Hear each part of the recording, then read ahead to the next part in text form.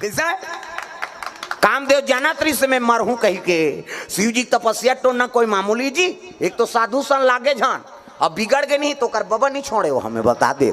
भगवान साला नहीं छोड़े, दूसरा काला छोड़िए। अब शंकर जी बड़े साधु कौन है दादा? प्रेम से बोल दुर्गा मैया की जय। कहे लगे मैं मरहूं, मरे बार मरहूं, लेकिन अगले जन्म में भगवान के बेटा बनूं।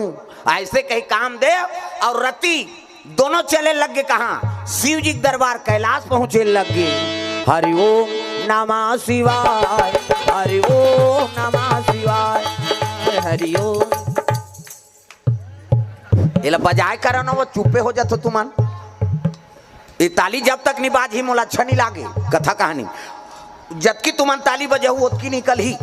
हाँ तुमन ढेरिया हूँ ना तो आरती करत देरी नहीं है मोर। हाँ मैं आगे हो गए मोर, कहाँ वो आरती करवा दूँ मैं चलते चलूँ।